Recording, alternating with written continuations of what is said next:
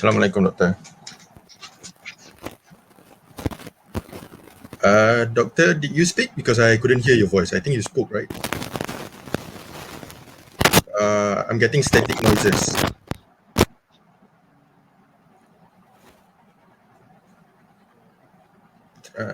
So you see me, right? Yeah, I see you. Your audio, your video is all right. It's just your audio.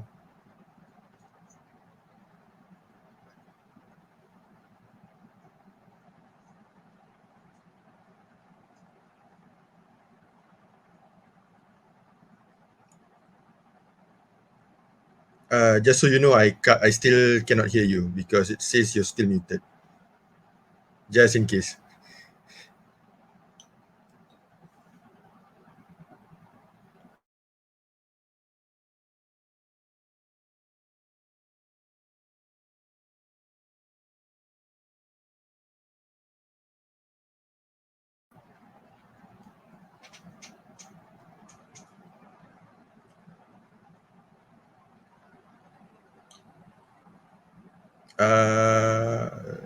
Okay.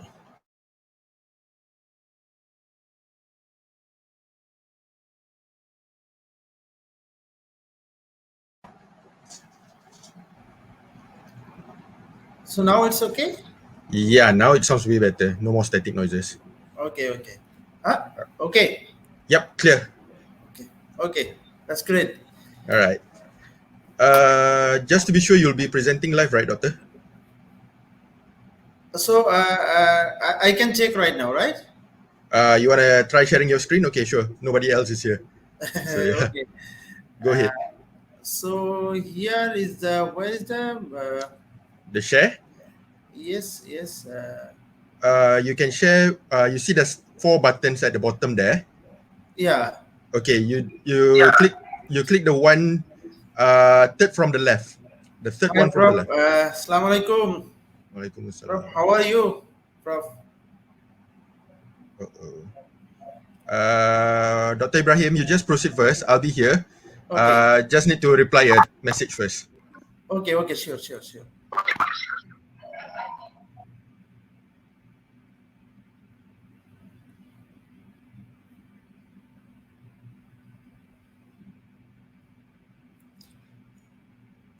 Can you show me again? Where should Okay, very briefly, if need be, I'll share my screen. But for now, at the bottom there, yeah. there's 4 buttons. There's four Yes. buttons. Just click the second one from the right, the one next to the gear sound. Oh, okay. Okay. You click share entire window. Yes.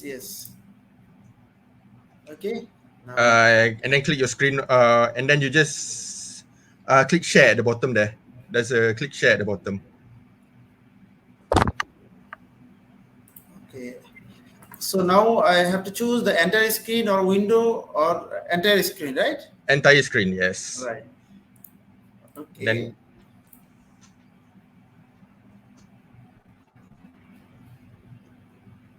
okay, now you just need to go to your PowerPoint.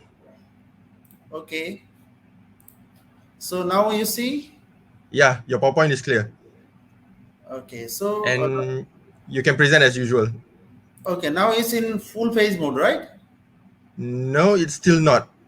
Still not. Do you go click PowerPoint? Can you go Yes. just click yeah, that one. Slideshow. Oh, slash. Okay. Okay. Yeah, everything okay. And we can hear Okay. you. Thank you. Uh, Thank you. Okay, thank you, Doctor. Okay. You're welcome.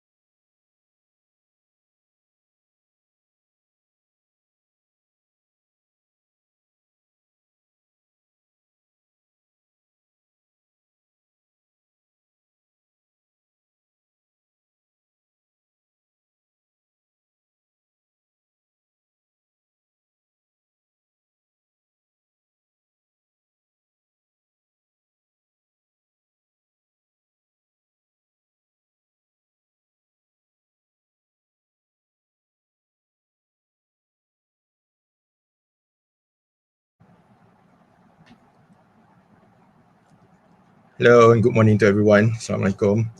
We'll just be waiting for a few more of our session members today, and then we'll begin. So thank you for your patience.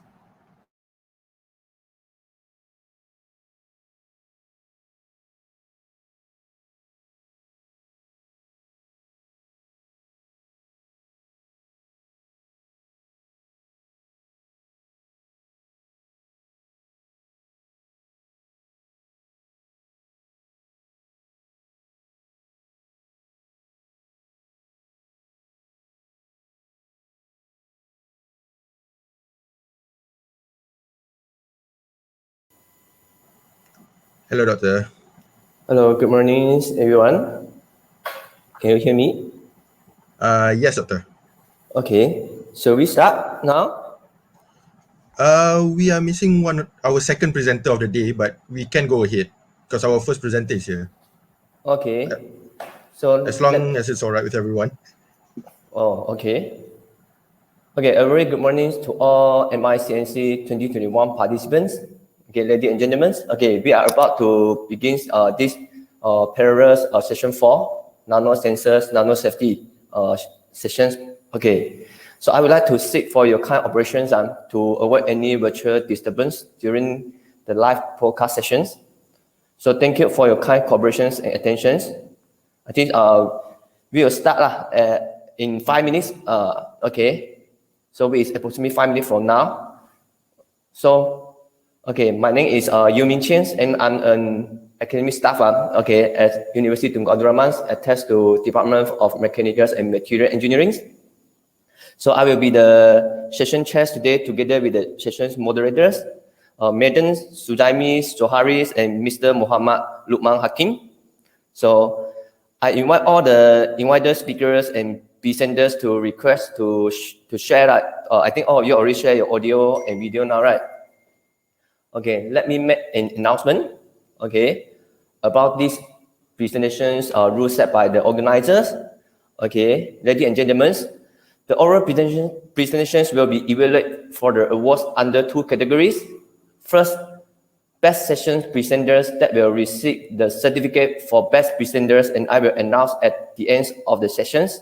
Second, best presenter awards that offer prize money from 500 to 1,000 ringgit with trophy and award certificates. This will be announced during the closing ceremony.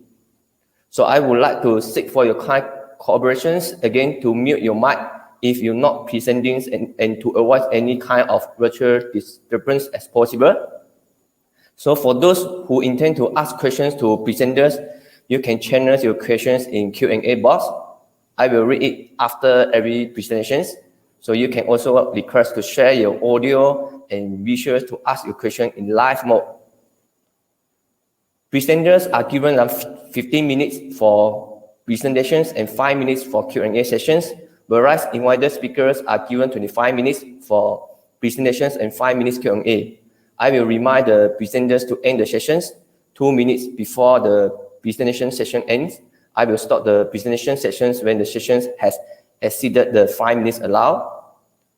Before we start these parallel sessions, I would appreciate if everybody can turn on the camera for photo sessions.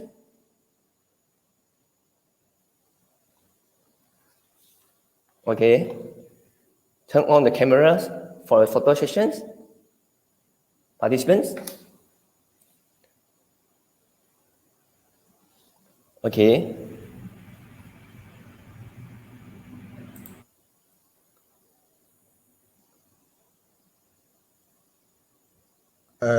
Just Dr. Asmalina left.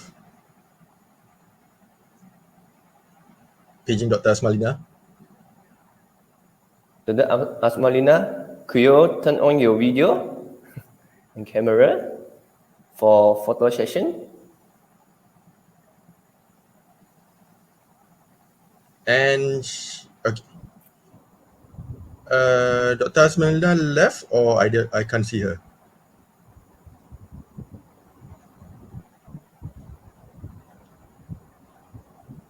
Okay. Worst case, Dr. Ming, Dr. Yu. Yes. I'll just grab one picture here. And at the end of another session, at the end of, maybe somewhere in the middle or at the end of the session, we'll just take another one shot picture. Okay. Is that okay? Okay, All no right. problem. Okay, doctor. Then on the count of three, everyone, 1, 2, 3. Okay, got it. Thank you, guys. Okay, without further delays, okay, we will be hearing a presentation from Mr. Won Zhengwei, and his presentation title is a label-free optical nano biosensors for the sensitive detections of mRNA in breast cancer. Okay, Mr. Won Zhengwei, you can share your screens and start your presentation. Okay.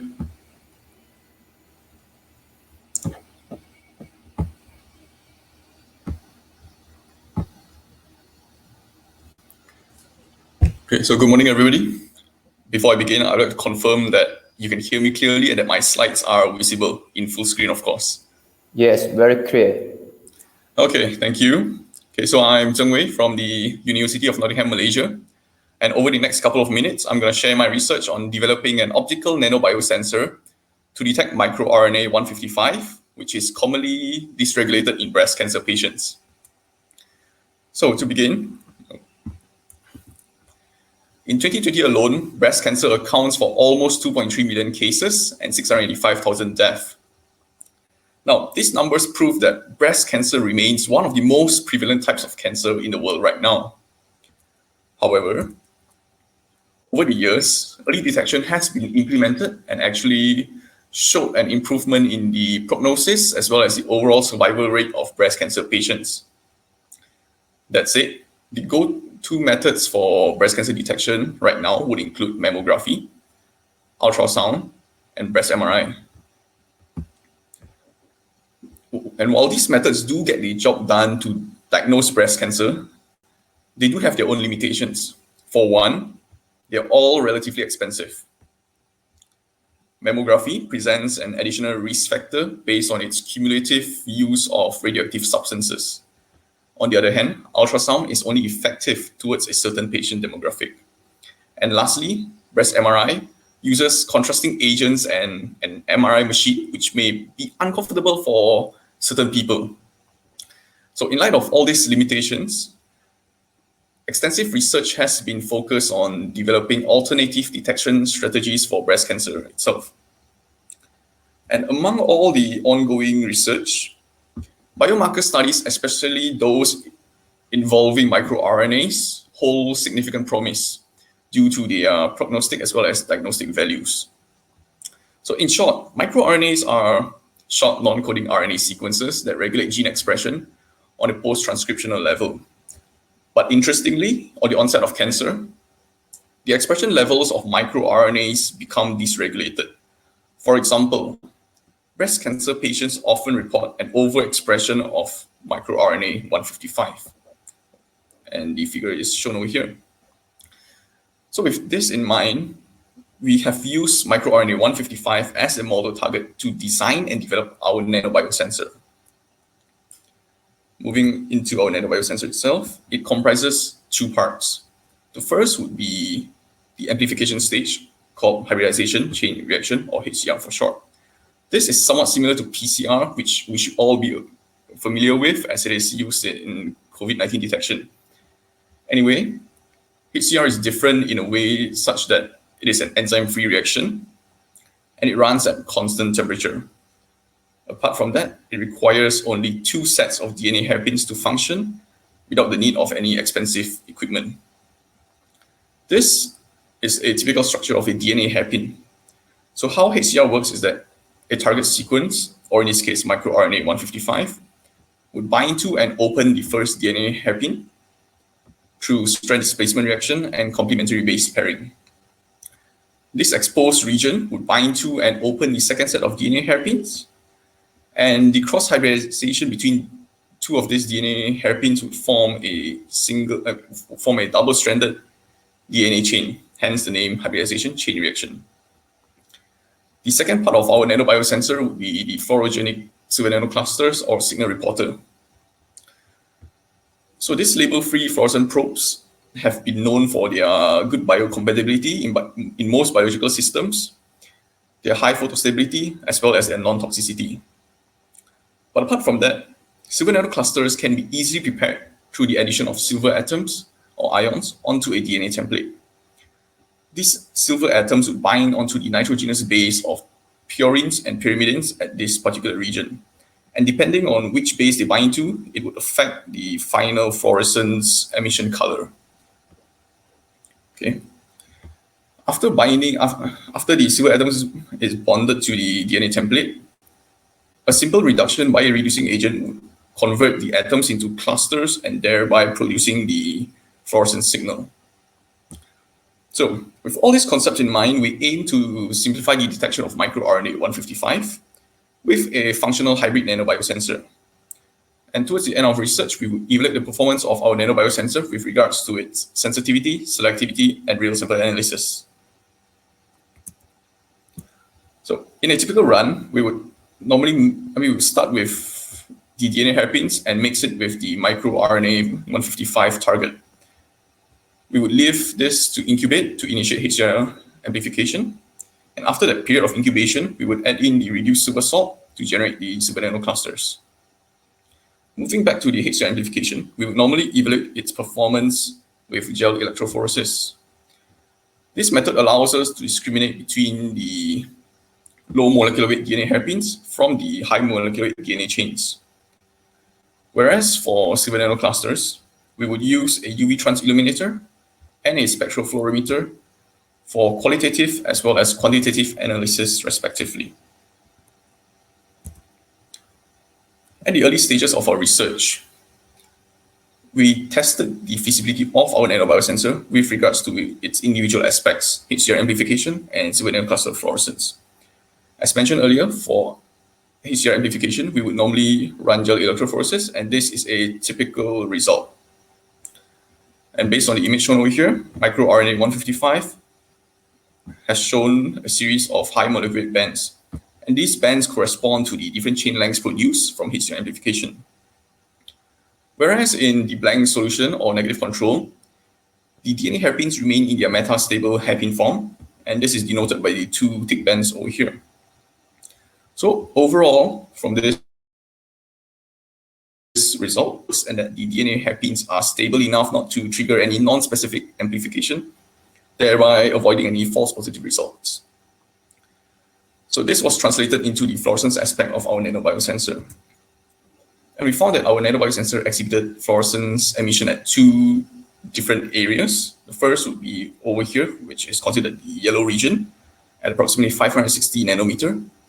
And the second would be over here, which is the red region at approximately 620 nanometer. In other words, microRNA 155 would produce a yellow fluorescence, whereas the blank or negative control would produce a red fluorescence. And by capitalizing on both these two fluorescence emissive species, we were able to show that microRNA 155 would produce like a 5-fold fluorescence enhancement as compared to the blank or negative control. So based on these first two studies, we have shown that our nanobiosensor works from both aspects of HCR amplification and silver nanocluster fluorescence. This was followed by a series of experiments to optimize the reaction conditions for our nanobiosensor. And among the experiments that we have conducted, the condition for HCR incubation is the most crucial as it affects all the downstream sensing and so on. Therefore, we investigated the temperature of the HCR incubation as well as the duration of the HCR incubation. So, by using a full factorial study, we input the data points into a software called JMP and plotted this surface contour for a clearer elucidation of our results. The redder the signal, the higher the relative intensity.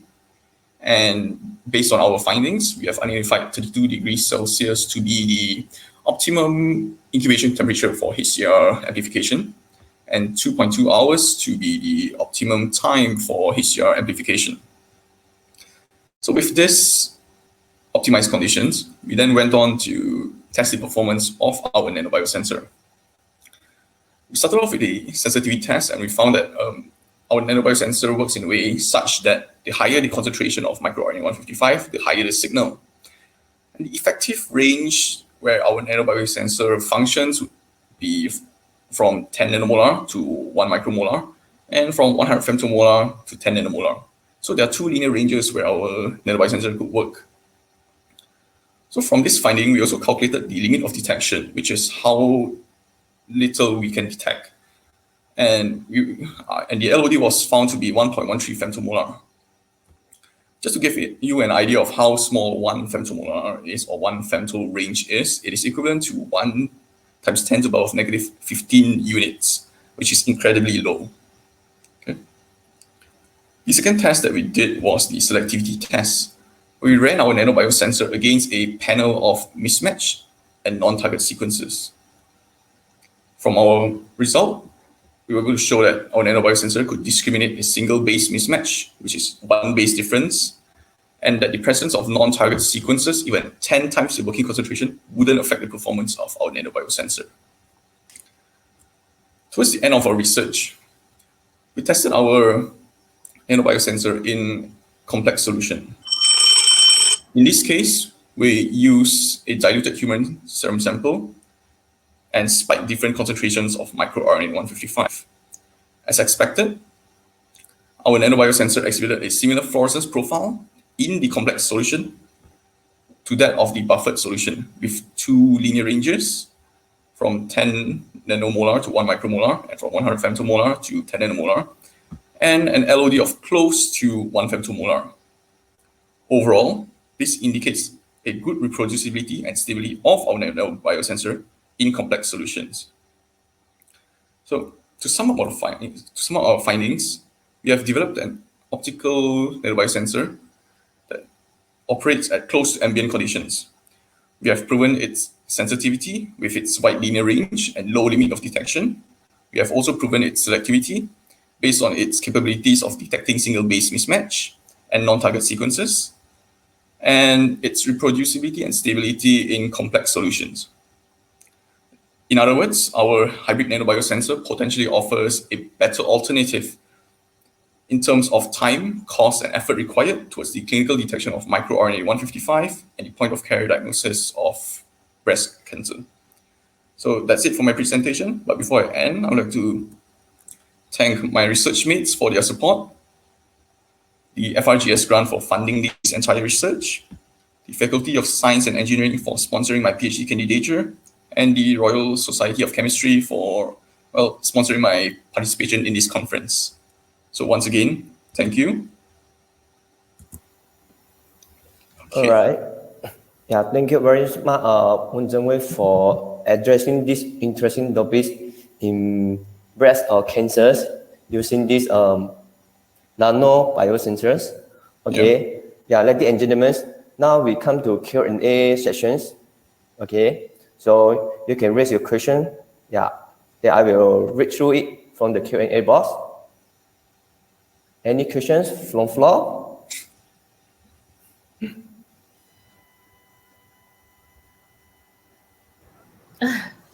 Wait, I'm Leo here. Maybe I can ask one question. Yeah. Have you bring this to the clinical applications? Have you tried out? Not really, because we just finished the entire project like last month. Yeah. Okay. So this you have done all this in your lab in Malaysia? Yes. Okay, cool. Thank you.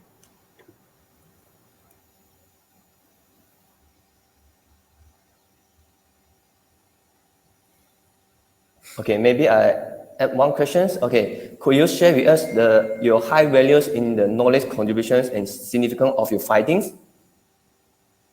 The values of your knowledge contributions? Knowledge of my contribution. So I did all the experiments, and I mean, are you looking for the comparison against current methods, or? Yeah, you can make comparisons between your findings and others. Okay.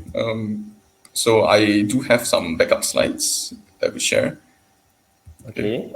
So if I were to compare with the earlier mammography, ultrasound, and breast MRI, the main thing that we go for would be the cost. And based on the table shown over here, the cost for mammography, ultrasound, and breast MRI would be about a few hundred to 1,000. And these are all And this information was obtained from the BREM Foundation, which is like a charity for breast cancer research or anything like that.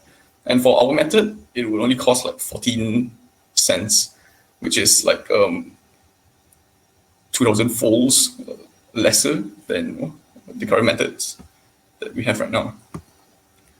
But apart from that, I've also shown that it's reproducible.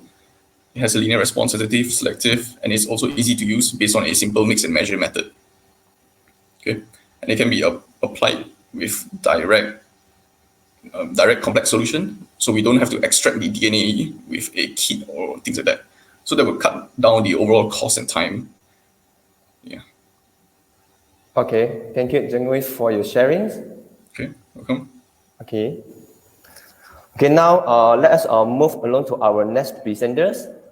Sorry, Doctor. Sorry Yes? to interrupt. But there's a question from Dr. Asmalina in the chat. Oh, okay. Sorry. So, okay, let me read this question. So, what is your challenge in the process of doing this research?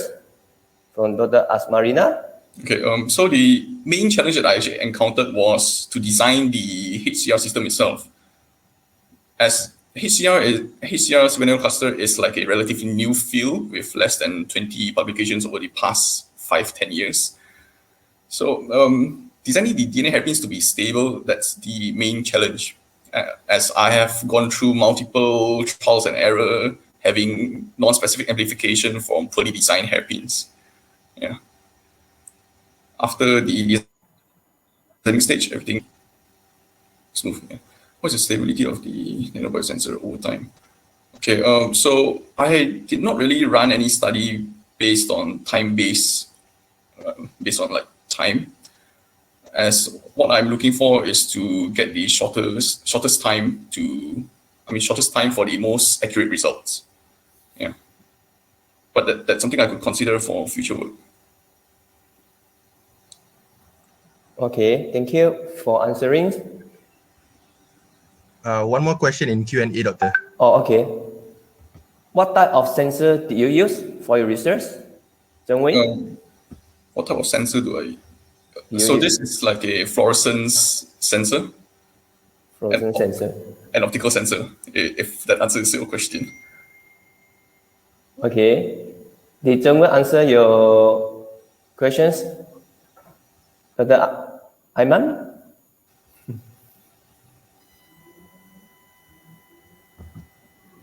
I believe Mr. Aiman is actually from outside, is watching this session but not sharing audio or anything. Oh, I see. So, yes. Oh, okay. Okay. Thank you for your great sharings. Okay, Zhengwei. thank you. Thank you. Okay, now moving along to our next presenter, Miss Sarifa Sarah Sazwani.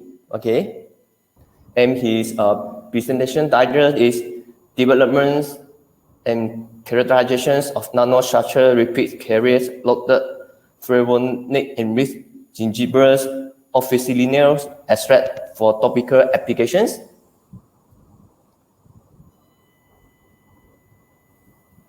So, Ms. Sarifa, you can start your presentations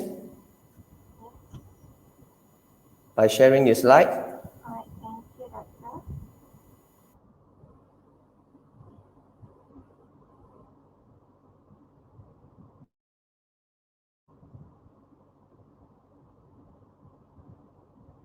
Sorry, but can you see the slides?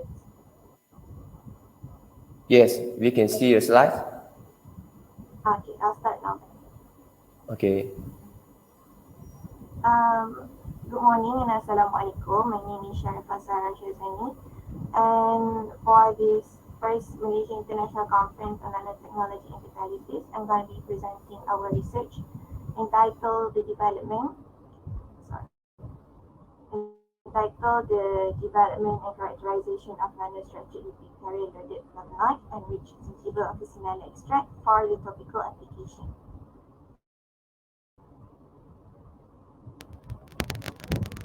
Okay, so due to the rising demands, many anti-inflammatory based products have been produced year after year. However, the extent of the effectiveness and safety of the active ingredients is unsettled. test, there is a need for investigation of the efficacy of the alternatively natural anti-inflammatory agent derived from natural resources that is equipped with an improved drug delivery system in order to subdue the issues faced by the conventional delivery system. Therefore, to address all of these matters, natural constituent and metabolites such as flavonoids derived from local points can be used as substitute to all of those synthetic bioactive agents to reduce the adverse effects. As for the betterment of the drug delivery system, a nanostructured lipid carrier technology, or NLC in short, was incorporated. NLC is a drug delivery system that can be used for topical applications, as it provides the solution for all of the issues arises with the use of conventional systems, such as improved stability, better drug loading capacity, low systemic toxicity, prolonged half-life, as well as a reduced adverse effects.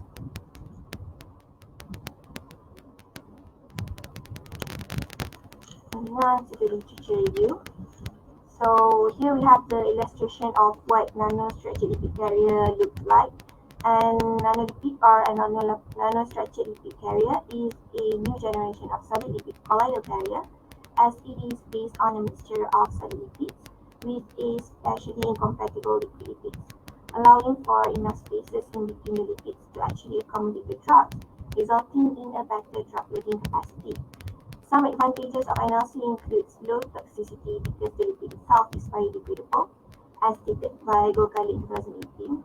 It is also demonstrated that the small size of the particles actually ensures a close contact to the stratum corneum, our skin, and can also increase the amount of drug actually penetrated into the skin. NLC also reduces the transepidermal water loss due to the small size of the lipid particles, having a large surface area which gives greater adhesive properties.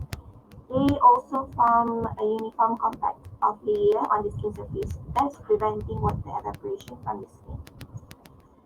NLC is a drug carrier system that could be used both to enhance the bioavailability and bioefficacy of the active ingredient because they can increase solubilization potential, alter the absorption pathway, preventing its degradation, increasing the occlusive effect on skin, as well as improving the water solubility. These NLC carriers can later be formulated into gels, creams, and other dosage forms, which help in increasing the therapeutic line of the phytochemicals. Sorry, Ms. Sharifah. Can you hear me? Yes. Yes. Ms. Sharifah? I can hear you. Sorry to interrupt. Yeah, can you get a bit closer to your mic, if it's possible? Because I believe at least the moderators are not able to listen that clearly. We can hear you, but not that clearly. Yeah, your voice is a bit Oh, I soft. see. Can you hear it clearly? Yeah.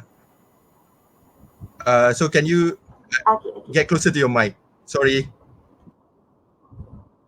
It's okay. Can you hear me clearly now? Yes, better now. A bit better, yes. Okay, alright. I'll continue then. Okay, so moving on to the plant that is in focus in this study. So Zingiber officinale rubrum is actually a plant that belongs to a family of Zingiberaceae and has long been utilized as an alternative medicine around the world, particularly in Asia's southern regions such as Malaysia. And Zingiber officinale is widely utilized as spice in many cuisines and are frequently prescribed as traditional treatment to various ailments, such as osteoporosis, asthma, rheumatism, and cold. And this plant has also been documented to possess flavonoids, which is a beneficial phytonutrient, widely known for its antioxidant and anti-inflammatory efficacies, which includes the inhibition of the inflammation mediators. For example, Ku in 2018 has reported that quercetin and calprol, which is an example of flavonols, managed to inhibit the activation of the active signal transducer and activator of inducible nitric oxide synthase, which is responsible for producing nitric oxide. And here we have a table of the total flavonoid content in each 100 gram of the plant, and as you can see, the value is well above 100 grams with various types of flavonoids present. And however, despite the health benefit generated, flavonoids have limited water solubility, even if they are in the form of glycosides, as well as poor bioavailability, and can easily be modified by environmental factors such as temperature, pH, GIT degradation rate, and also light. Having said that, topical delivery is one of the most preferable routes to overcome the drawbacks of all of these other routes. However, the therapeutic effect produced by the conventional dosage form is not very effective, so the research has been shifted towards the development of a novel drug delivery system such as the NLC.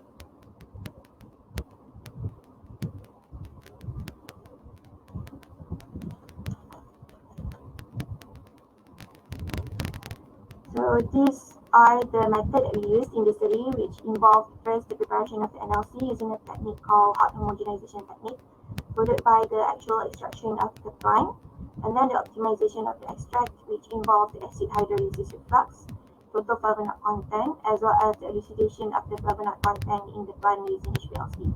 And then is the encapsulation of the plant into the NLC, followed by the physical chemical evaluation of the loaded NLC, and finally preparation of the extract loaded NLC gel as well as its physical characterization. Moving on to the results and discussion. So first I'm going to be talking about the extraction. So the plant, the gingival officinale, was subjected to a sequential extraction process which involved the use of 4 different solvents of varying polarity to actually ensure the maximum yield of extracts and the flavonoid content. Through a consecutive maceration procedure of the gingival officinale plant, the highest extract yield was obtained from the dichloromethane at 3.374 grams, followed by ethyl acetate at 1.8 gram, hexane and ethanol following up at 1.7 and 1.1 gram respectively. The total yield of the gingival officinale extract was about approximately 8%, and the flavonoid content in the gingival officinale extract was further optimized through the acid hydrolysis reflux procedure by breaking down the unnecessary compounds and sugars. So basically, flavonoids are mainly present in 2 forms, which are glycosides and the glycones. So in general, the absorption of the topically applied flavonoid glycones is greater than their corresponding glycosides due to their smaller molecular size and higher lipophilicity. Therefore, to address this issue, the deglycosylation process could be the solution in improving the biological benefits of the flavonoids. So acid treatment was used to convert the flavonoid glycosides into glycones through the breakdown of the glycoside point. And through this current study, the crude extract actually underwent an acid hydrolysis process, and the total flavonoid content of the byproduct was measured. Before the execution of the acid hydrolysis reflux, the FC, or the total flavonoid content of the extract, was measured at 2.7 quercetin mg per gram of the dry extract. However, the total flavonoid content measurement of the plant actually shows a slight increase in value at 3.13 grams, suggesting a successful deglycosylation process of the extract and a possible removal of the unnecessary low molecular weight sugars. And the concentration of the phenolics and flavonoids in the plant was recorded in the table here. So we used HPLC to actually elucidate the presence of the flavonoids in the plant, and the presence of different flavonoids with varying polarity tendency in the extract actually showed proving the effectiveness of the sequential extraction, as both flavonoids with polar solvent tendencies such as rutin and non-polar solvent tendencies such as quercetin were successfully extracted. The chromatogram of the extract showcased the phenolic acid and the flavonoids detected in the extract. They were successfully eluted at different retention times by the combination of gradient and isocratic elution using 1% of acetic acid and acetonitrile as the mobile phase.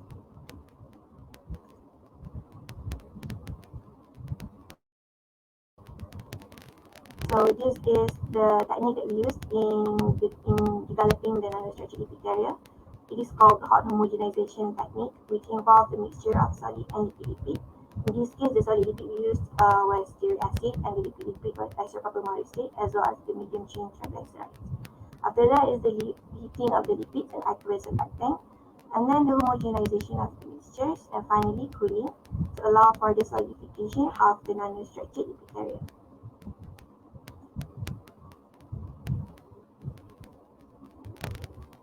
Next is the physical chemical analysis of NLC. So the amount of the extract incorporated into the NLC was determined to have a direct effect on the formulation's particle size, PDI, the polydispersity index, as well as the overall stability. And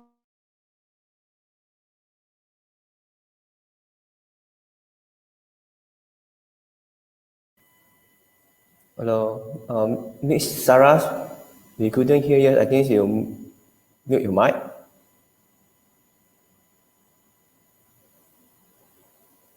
Miss Sarah? I think you muted your mic in Hopin. So you need to go to the browser, miss. Don't worry, take your time. Okay, it's still on. Okay, it's still on. Usually in this case, we have to refresh. What do you think, Dr. Yu? Do we allow her the time to refresh? Yes? Okay, go ahead, Ms. Sharifah. Yeah, go ahead.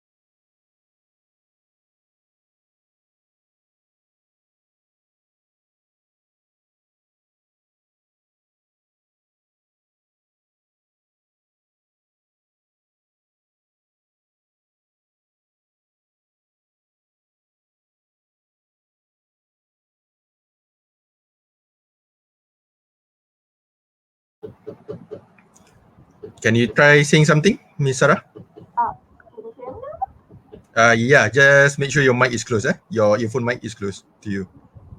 You can continue your presentation as usual. I'll start your timer again. Don't worry. So do I need to resume or you want me to start over? No, just resume from your last slide before you stop. All right, okay. Okay, you can start sharing now. Thank you. Thank you.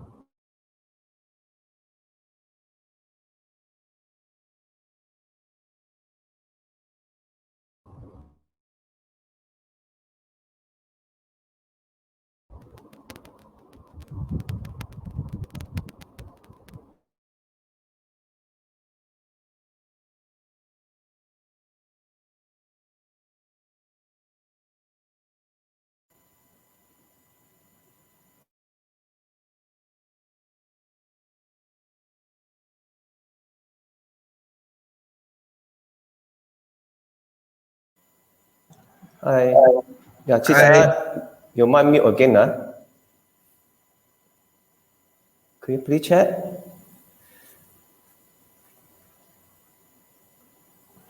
Ms. Sarah, worst case scenario, you could exit the slideshow first.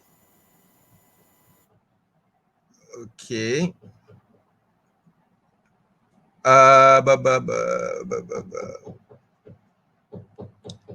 Can you try saying anything? It's still off. When you click the sharing screen, did you click the share audio?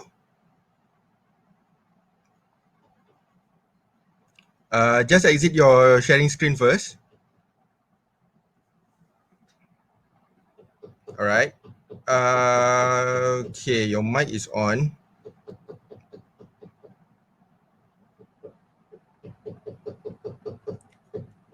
Okay. First of all, I'm still trying to read your lips, so give me a minute. Okay.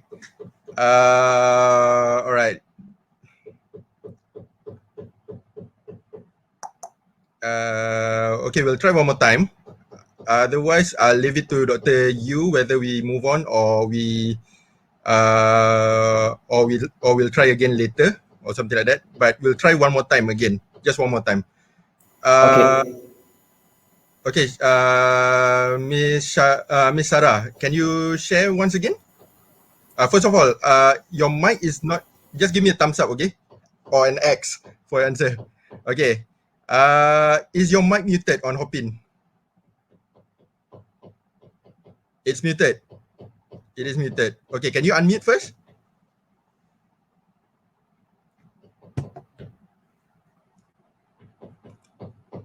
The microphone sign.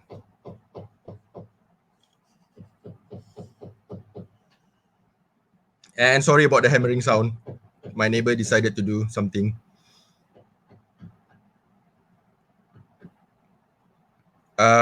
Miss Sharifah, the 4 icons at the bottom, the second from the left, is it with a slash or is it without a slash?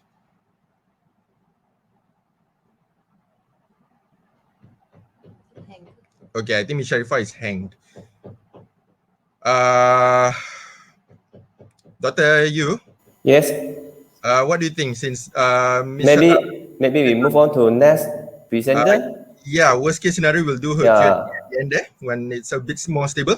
Okay. Okay, so I'll leave the floor to you, Doctor. Thank you. Okay. Miss Sarah will get back to you later. Okay. Sorry for the technical issues. Yeah. Okay. I think now let us move on to next. I think our first invited speakers, Dr. Muhammad Ibrahim Halius, to deliver his speech, dual platforms-based surface enhanced Raman scattering DNA biosensors, a sensitive detection approach for specific authentications. Okay. Dr. Muhammad Ibrahim, are you ready?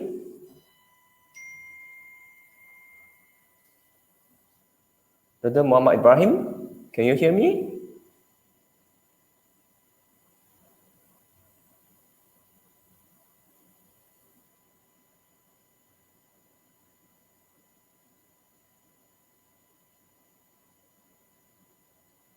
Dr. Ibrahim, can you hear me?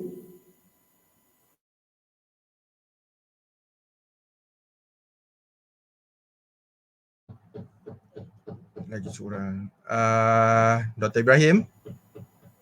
No response from Dr. Ibrahim. Dr. Ibrahim, if you're watching this, if you're lagging or something, can you please refresh your browser? Just hit refresh. And then you may rejoin.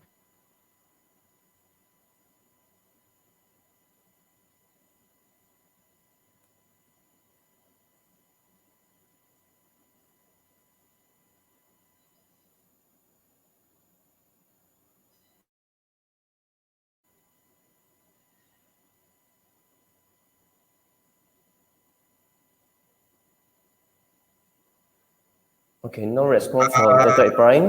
Yeah. Dr. Liu Peifeng, can you hear us? Dr. Liu? Where is everybody? Yeah, no response from all speakers. I'm not sure, Dr. Yu. I'm not sure exactly what is happening.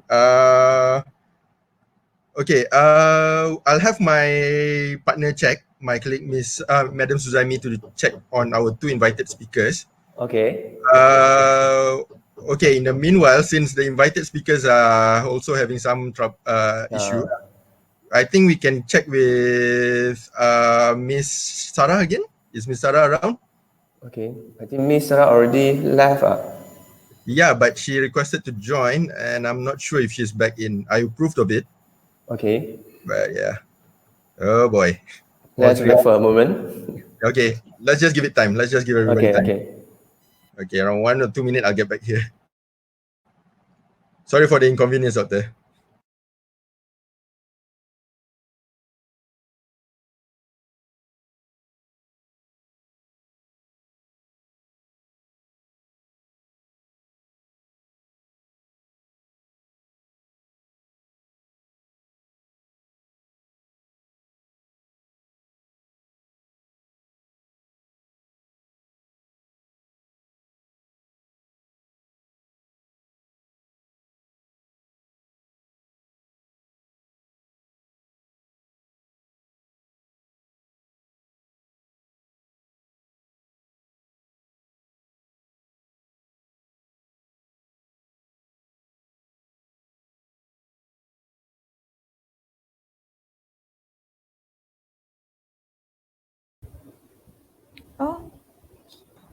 Okay, Miss Sarah, we can see your live video. Yeah. Yeah. Can Try to share your you hear screen. me now? Yes, I can hear you clearly. Oh, thank God. Okay, I'll share it now. So you want me to continue the presentation or? Yeah. What do you need? Up to you. Yeah, Up to yeah. Dr. Yu. Yeah. Miss Sarah, you can continue your presentations. Oh, okay, all right.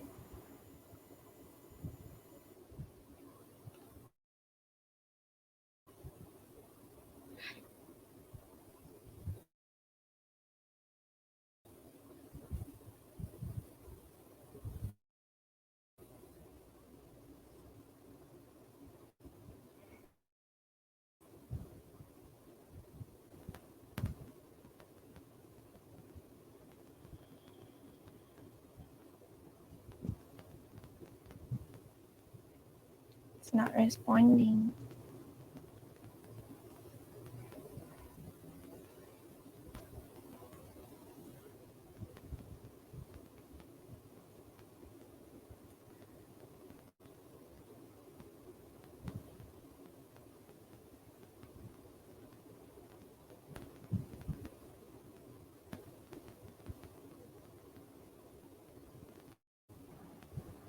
Miss Sarah and Dr. Yu, sorry, just a suggestion. Since Miss Sarah, you usually end up losing your audio after you share the big slide. Okay. Can you just stick to the without going full Okay, slideshow? can I start now? Okay, yeah, sure. Go ahead. Can you hear me? Loud and clear.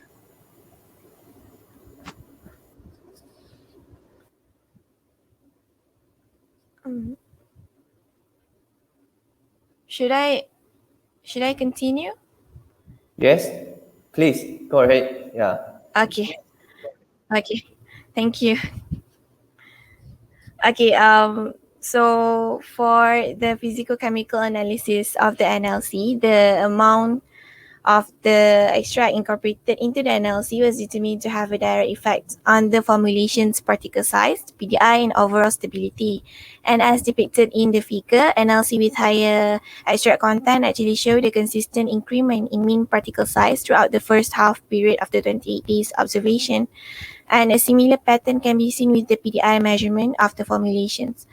This is highly due to the occurrence of the Oswald ripening of the particles within the systems, which induces a sparse and poor distribution of particles, resulting in significant fluctuations of particle size and PDI measurement over the storage period. Overall, among the 5 different concentrations of the extracted being tested for the formulation stability, 0.4% of the extract loaded NLC actually shows the most promising results of 344 nanometers in mean particle size and a PDI of below 0.25 over the course of 28 days observation. As for the entrapment efficiency,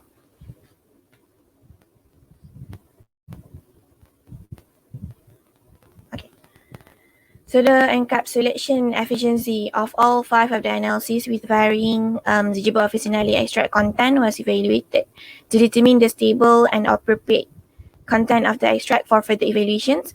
And upon investigation, all 5 formulations actually showed a relatively high encapsulation efficiency content of more than 98%, with a very minute difference, indicating an insignificant comparison of encapsulation efficiency between the formulations. And the hydrophobicity of the extract actually might play a vital role in this condition, as it resulted in the preference of the extract compounds to stay in the lipid matrix, in contrast to the aqueous dispersing medium. And finally, the physical-chemical analysis of the loaded gel. So the investigation on the stability of the extract-loaded NLC gel revealed an insignificant change in terms of the physical appearance of the gel throughout the first 30 days of storing period at 27 degrees Celsius.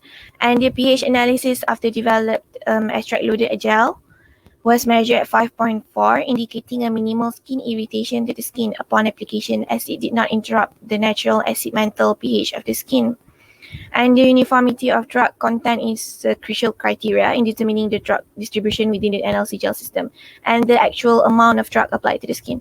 Drug content of the extract loaded NLC gel was actually within 99%, which further implies a good drug loading capacity of the gel and the stability of the formulation.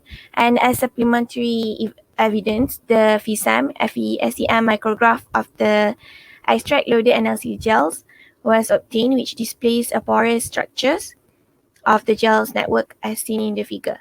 Although the organoleptic evaluations of the extract loaded NLC gel did not show any sign of gel instability, further extensive stability studies might need to be carried out for an extended period.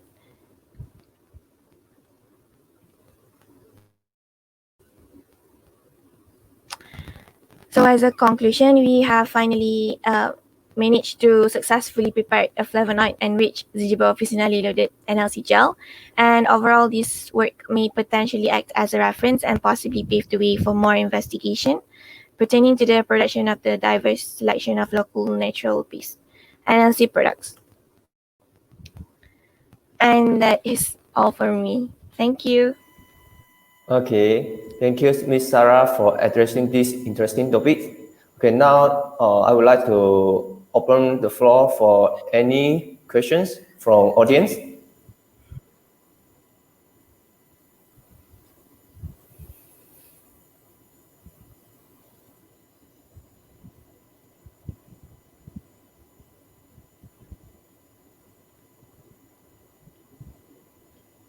Any question from audience?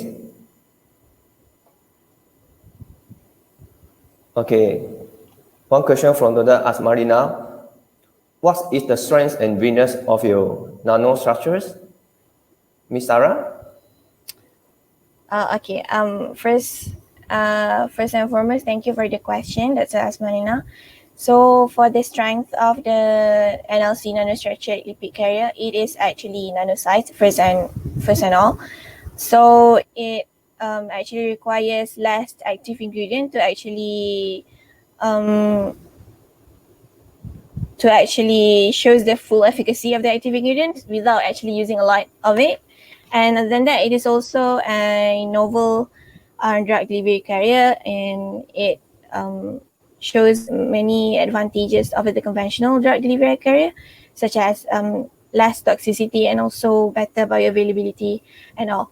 As for the weakness of the nanostructure, although this is not fairly a new technology, much extensive research needs to be done on it, so it is not properly explored research area. So yeah, more research needs to be done for it to be considered as optimum delivery carrier, if that makes sense. Okay, thank you, Ms. Sarah, for the answers and explanations. Thank you.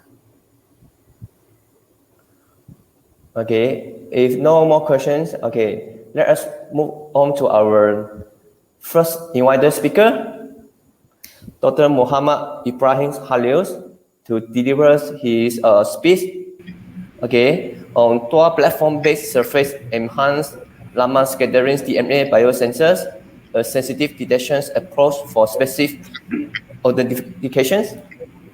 Dr. Ibrahim, are you ready? Yes, Okay. yes, I'm ready.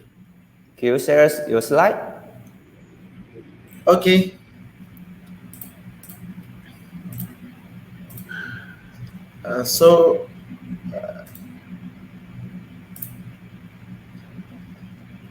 So you see my slides? Yes. We can see a slide. Okay. So now, But you need to share the full screen. is it okay now? Yes. Okay. Yeah, okay now. Yeah, you can start your presentations. Thank you. Okay. So, Assalamualaikum and very good morning to you all. I'm very much delighted to present here my in the first Malaysia International Conference on Nanotechnology and Catalysis. Today, my presentation topic is a dual platform-based surface enhanced Raman scattering DNA biosensor, a sensitive detection approach for species authentication. So before that, I'm introducing myself. I'm Ibrahim Khalil, currently working as the head of microbiology, Healthcare Pharmaceuticals Limited, a leading pharmaceutical manufacturing company in Bangladesh. And I'm delighted to share you that I'm the former student of PhD student of Nanotech, University Malaya. So today I'm going to present here my, as mentioned in the title topic. So before going in detail, so we know since the discovery, biosensors have been applied in diverse application fields. It's from healthcare, environmental hazard, forensic application in cancer biomarker detection of pathogenic microorganisms, tracking the food adulteration and safety, and many more issues. So today we are going to highlight here the species identification or authentication, whatever we say. So since the discovery and since the approaches adopted, a lot of approaches have been, strategies have been tried and trialed. Among the techniques, the most commonly nanotechnology-based detection approaches are applied as electrochemistry, colorimetry, surface SPR technique, fluorescence, and the surface enhanced Raman scattering technique. However, among all the mentioned techniques, these techniques are considered as the stable and provides good selectivity and sensitivity over detection of different target analytes. However, in consideration to multiplex detection, this is the prime limitation of this technique. Of not all techniques, in most cases, it is the limitation of the mentioned techniques. However, because in fluorescence is generally used for multiplex detection. However, photobleaching from the fluorescent dyes and narrow oxidation with broad emission and peak overlapping are the key challenges, and these lead to us go for explore another strategy, and that's why we have selected here is the surface enhanced Raman scattering biosensing approaches. So as mentioned in the title, we have going to discuss here the DNA biosensor. So why we have chosen the DNA over other biomarkers? Mostly the DNA, mostly protein, lipid, and etc. most commonly used in the in identification approaches for the species or food adulterant and many more. However, we have selected here DNA as the detection approaches. Can you hear me?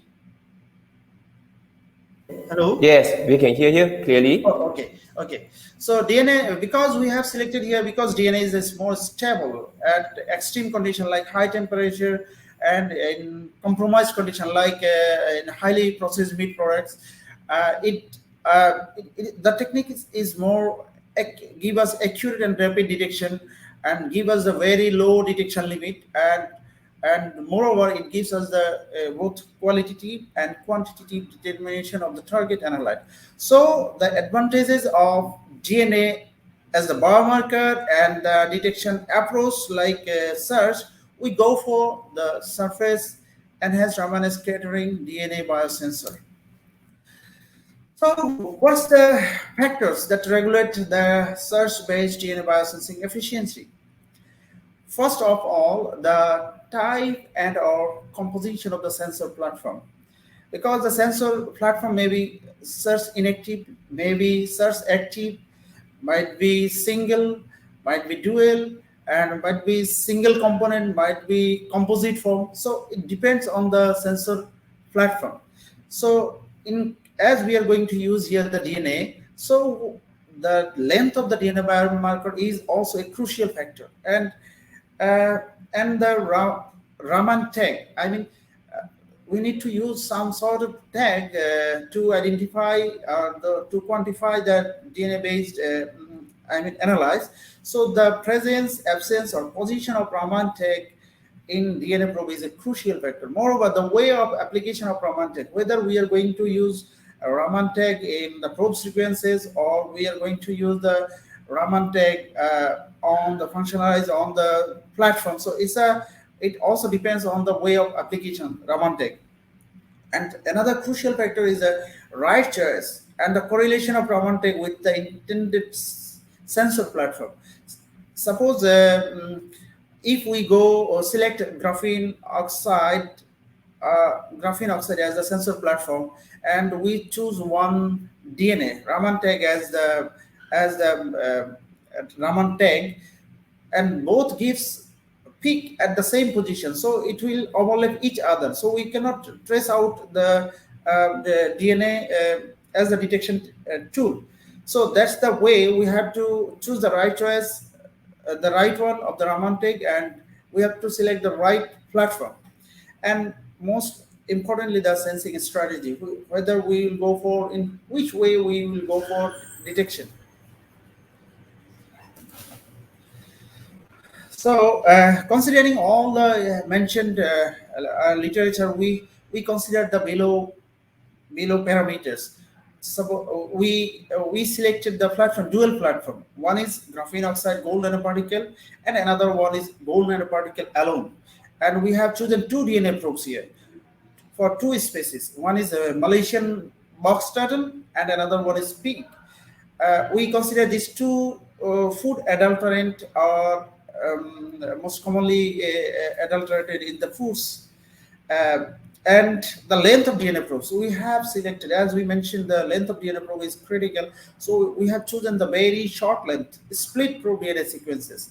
So in details, I will show you further. And position of Raman tags. In today's, I'm going to discuss one strategy, and here we use the Raman tag that is intercalated in the oligo sequence. I mean, that is inserted in the probe sequences. And the detection principle is here is a simultaneous dual species detection by search. So why we have chosen the gold nanoparticles and graphene oxide gold nanoparticle as a platform? So gold nanoparticle, we know the gold nanoparticle is very easy to prepare, and it takes only a few minutes to prepare the gold nanoparticles, and it is highly stable. Moreover, it provides easy functionalization with any kind of biomarker, and it is highly chemically stable. Moreover, it is biocompatible. It is compatible to human health and other issues, and it also gives us excellent catalytic properties. Though it's not relevant to search, but it's a very critical, important feature of the gold nanoparticles. And why we have chosen the graphene oxide gold nanoparticle? Because we are not using here graphene oxide alone. We are using here graphene oxide gold, because a gold nanoparticle here will act as a spacer and to give separation the graphene sheets by acting as a spacer. And upon using the gold nanoparticle, it will create both sides of the graphene oxide available for reaction, and by this way it will enhance the surface area and it will enhance the reactions activity, and it will influence the search intensity as well. So this is the synthesis procedure of gold nanoparticles and graphene oxide gold nanoparticles. I will not go through every details of synthetic technique, but synthesis procedure, but we have followed here the Found's method. This is here the gold nanoparticle is gold solution is very light concentration of gold solution is used here, and it takes only, and sodium citrate is used as the reactant, and it takes only 20 minutes to come up with the gold nanoparticles. And in graphene oxide gold nanoparticle, we followed the citrate reduction method. Here also we use very low concentration of graphene oxide and gold solution. and it takes only 30 minutes. We aged in continuous stirring, and then after heating until 80. So it takes few hours to come up with the graphene oxide gold solution. So this is the the features of DNA probes. In the first we see we have been using here the Malayan box turtle, which is 31 base long and peak 24 base long probe sequences. So this is these two probe sequences we have taken. We have the sequence profile taken from the Dr. Yakub lab, from another lab of Nanoket, but we do the modification. First of all, we split. You see the black and blue color. So the first option, the black one, is used as a signal probe, and the later one is used as a capture probe. However, in the signal probe, we introduce, as we mentioned, we introduce the Raman tag, the first for MBT cyanine 3, CY3, and after that we modify a C6 carbon spacer, and at the final end we modified with the thiol molecule. So this thiol, upon reduction, it will give the free end which will bind with the gold nanoparticle. And the capture probe, we also similarly we use the carbon C3 carbon spacer with the thiol molecule. The distinguishing feature is here, in signal probe we have the dye, in capture probe we don't have the dye. Similarly, in peak sequences, it is 24 long nucleotide sequences, but here we split into the same equivalent 12 base.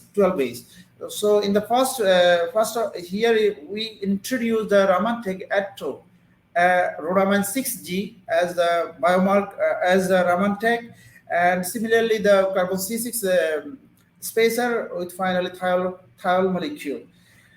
Similarly, in the capture probe, we have the same modification like MBT. Here in the right side, you see the MBT structure of the MBT, the real structure of the MBT, and the peak sequence and the dye position, the Raman tag position in the sequences. So this is the biosensing strategy we have applied here for the dual species detection here. First of all, the species we take the platform graphene oxide gold nanoparticle, and we immobilized here the capture probe sequences. So finally, we got the graphene oxide gold nanoparticle with the capture probe sequences. And in the second step, we immobilized individually gold nanoparticle with signal probe sequences of MBT, and in the step 3, we use a gold nanoparticle with signal probe sequences of peak. So upon reaction, so we got the gold nanoparticle signal probe sequences of both MBT and peak, and upon addition of the target, the partial hybridization happened. When the final product of step 1, step 2, and step 3 we have mixed together, we got the hybridized composite. I mean, whenever there is because these probe sequences are the complementary to this target. Whenever this target comes up with both capture probe and signal probe sequences, it links both strands. So finally we get the hybridized product as like that. There is a graphene oxide gold nanoparticle in the platform and the gold nanoparticle in the another side. So it gives a in the hybridized product we got more gold nanoparticle over there. So this is the characterization process.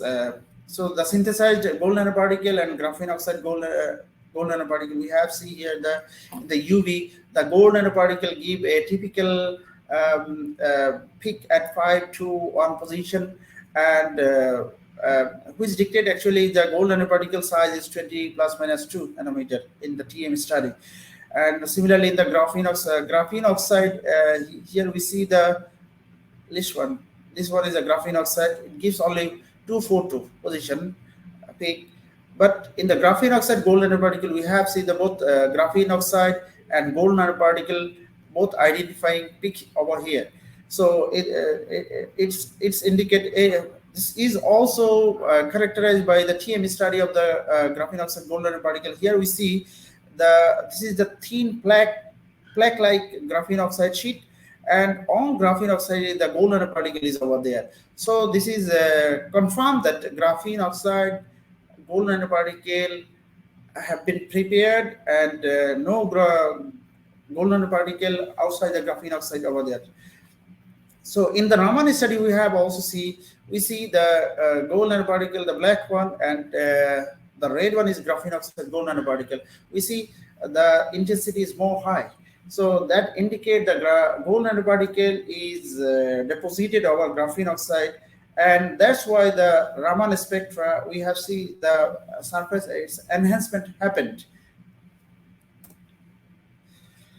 So the proof, we said we have immobilized the capture probe sequences on graphene oxide gold nanoparticle and the signal probe sequences on gold nanoparticle. This is the proof. How can we prove here? So first, we see the UV spectra, the gold nanoparticle signal probe sequence. It gives the peak at 5 to 4 position. Upon addition of the target DNA and the partial hybridization happened, we see there is some more shifting, right shifting happened in 5 to 5 position. Actually, the gold nanoparticle itself gives the peak at 520 position. Upon addition of the signal probe sequences, it gives peak to the 5-4 position. That is right shifting 4 nanometer. This happened because the probe sequences upon addition creates a surface layer over the gold nanoparticle, and it increases the gold nanoparticle size. So that's why there is some red shift. Upon addition of the target of the same sequence, we see there is some further increasing changes happen that indicate that the gold nanoparticle, the target DNA have been attached with the probe sequences. Similar things happen for the peak and upon addition of the peak target DNA. So in the second figure, we see the graphene oxide gold nanoparticle, and upon addition, it gives the peak at 5 to 4 position. But however, graphene oxide gold nanoparticle upon addition of the both MBT and peak capture probe sequences, it's right shift to 5 to 7 position. I mean, there is 3 nanometer shifting. So it's also applied the same principle, and we can say the probe sequences have been attached over there. Hello? Yes. Sorry, are you okay? Yes. Yeah. Very clear. Please go ahead. Okay. So the justification of biosensing strategy by Rahman. So this is the most critical way we have been proved that the gold nanoparticle signal probe sequences attached over the gold nanoparticle. So in the first figure, we see the black spectra. This is the gold nanoparticle signal probe for peak, and the blue one is the gold upon addition of the MBT. And the final one, the red one, is the both when we added both probe sequences together to see where we see the peak position. In this, we got the major peaks here. Gold nanoparticle signal probe sequences. We got the major peak here. It's 1382, 1476, and 1589 position. And gold nanoparticle signal probe sequences for peak, we got the 1360, 1506, 15770, and 1648. However, we have selected 1476 and 1506, these 2 peaks, as the unique or determining parameter for our study. We will prove in the right side figure as well. Similarly, in the right figure, we see the black one is the graphene oxide gold, and whenever we actually these studies to see where the signal probe I mean the Raman dye attached in the signal probe sequences where it gives a specific spectra, a specific peak. So we see the graphene oxide gold nanoparticle with signal probe sequences of MBT, Malayan box turtle. It gives peak at 1476 position. 1476. This is the 1476 identical as we mentioned here, 1476. And in the graphene oxide gold nanoparticle SP sequences peak, it gives 1506 position. Along with all the figures, we see the D band and G band characteristics to graphene oxide. And finally, we see the hybridized product. I mean, hybridized product, we have both signal probe sequences of MBT and peak. So we should get the both peak over there. So in the hybridized product, we got peak at 14778 and 1508 position, along with the peak D and G band. So though here 2 nanometer shifting happened, so we can summarize from here that the graphene, the signal probe containing the Raman text, and it gives the right spectra. Upon addition and upon hybridization, we get the same peak and both peak. So we summarize from this study that hybridized product comprising D band at 360 centimeter, G band at 1600 centimeter, and peak specific peak at 1506 centimeter, and MBT specific peak at 1478 position. So we considered peaks at 1506, this is for the peak, and 1478, this is for the MBT, for simultaneous dual species detection. We consider these two peaks as our identifying peak. So justification of biosensing strategy by UV and HR. So whether the hybridization happened or not, we come up with these two figures. Like in UV, we already mentioned in earlier that we see there is 3 nanometer shifting from the graphene oxide gold nanoparticle upon addition of the capture probes. However, upon hybridization, we see the peak position in the same position. Peak in the same 5 to 7 position, but we see the intensity is more higher. This is indicate that more gold nanoparticles are deposited over there, and that's create more, that enhances more intensity to get the more intensity. And we see another peak is around 620 position, which indicate the plasmonic coupling between the gold nanoparticles. That indicate that the gold nanoparticles of our graphene oxide, gold nanoparticles of graphene oxide gold containing the capture probe and the capture probe facilitated the hybridization of the gold nanoparticle with the signal probe sequences with partially hybridized the target DNA. So that indicates that 2 gold nanoparticles attached with each other. And in the HRTM images that reflects the same thing. This is the graphene oxide gold and graphene oxide black sheet, and here we see the attachment, and here we see the attachment. So that's indicate the fact that the hybridization happened. So now the performance of the biosensor. So we are going to detect both MBT and POC by the same by the same study. I mean, by the single laser shot, we want to go for identify. So for the sensitivity, we use the target DNA synthetic. That one we purchased from the manufacturer by using the synthetic DNA we got, and we use the synthetic DNA from the micromolar level to picomolar, femtomole level. 10 to the power minus 15 molar level, mole level.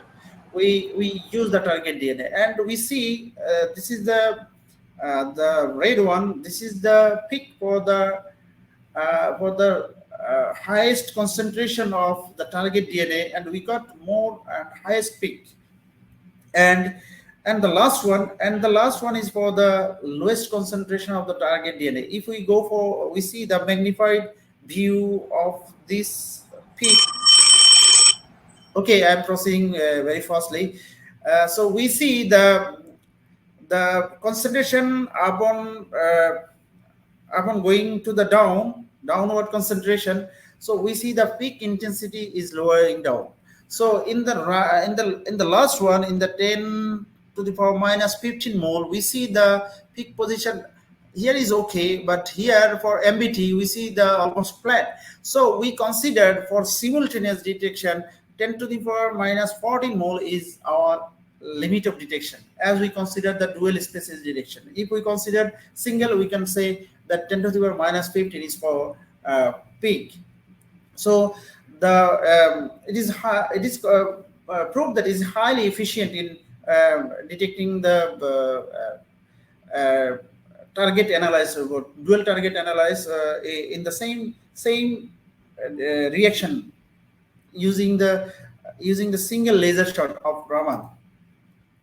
So performance of the biosensor, here we see the selectivity. We used different kinds of target DNA, actually non-target DNA, and the first one mismatch and 3 mismatch in the target sequences, and we see that the next one, this is the magnified view. This is the, in case of the target DNA concentration, we get the full space peak and distinguishing peak. But whenever the single mismatch in the target DNA, we see the peak at lowering position, and 3 mismatch more lower. And for the other non-target DNA, we see almost flat. If we plot, when we plot this 1478 peaks height, here we see this is the peak downing position, and here is the 1508 position. So this is clearly dictated that the corresponding hybridization happened whenever the corresponding target DNA have close each other, and if there is a single mismatch, we can identify from here that because the hybridization does not happen correctly in full scale, and 3 mismatch is see here is more lower. So from this study, we go for the concluding remarks. DNA concentration here in every cases we use 10 to the power minus 6, I mean 1 micromolar level, and hybridization happened at maximum level with the corresponding target DNA, and 1 mismatch in DNA probe produce better hybridization than 3 mismatch, and hybridization with non-target DNA happens very rarely.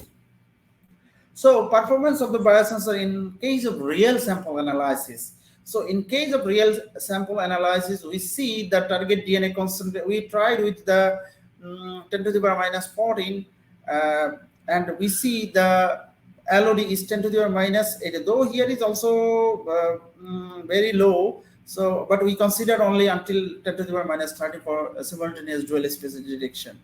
So concluding, we summarize here in our my PhD projects. I used to study using the dual platform-based surface enhanced Raman scattering DNA for the species authentication.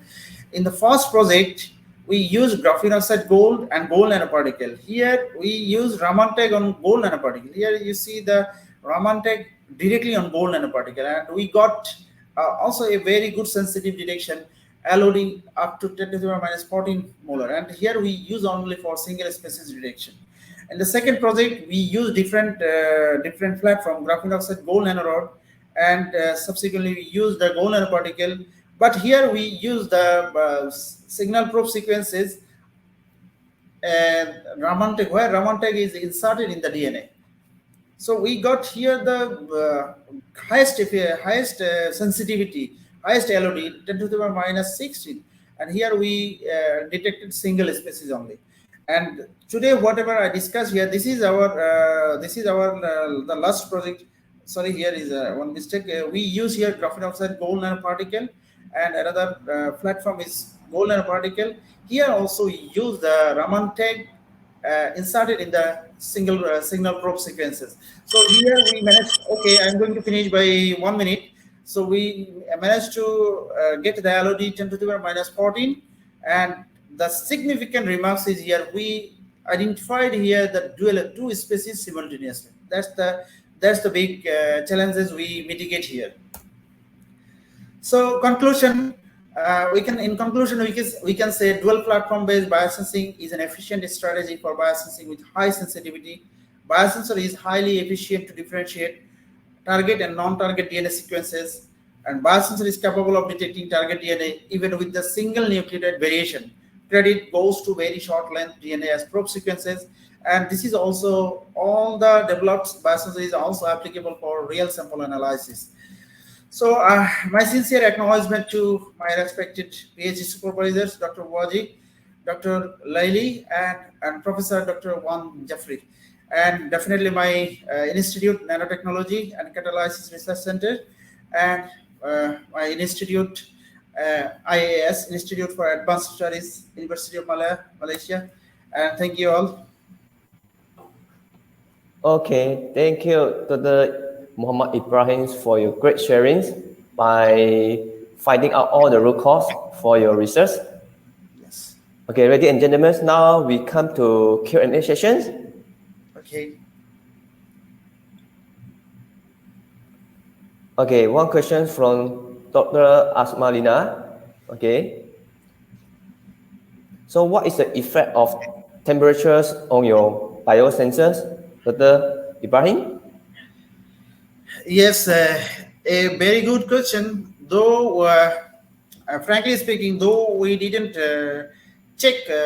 we didn't present here the influence of temperature on the biosensor, but one is, as we are dealing with the DNA, so upon immobilization of the DNA probes, we have to store the DNA. DNA nanoparticle with DNA in the refrigerated condition. So in 220 degrees centigrade. So frankly speaking, we didn't actually study the influence of different parameters. I mean temperature, pH, and other issues. Actually, we checked the single and which one is the better platform and which way the probe is working better. So we didn't consider in our study the temperature, pH, and other things. Maybe in future we'll go for further study with this kind of environmental parameters. Okay. Yeah, thank you, Dr. Ibrahim, for your knowledge sharing. Any more questions from the audience? Okay. If no more, okay, now moving along to our next presenter, please welcome Dr. Leo Pevens from University of Malaya to deliver his speech on nanotechnology-based electrochemical biosensors for the rapid and sensitive detections of foodborne pathogens.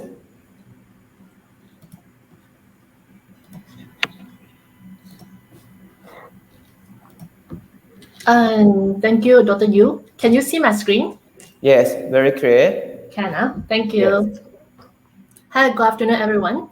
I'm Leo from Faculty of Medicine, University of Malaya. I'm also a research fellow at NanoCat.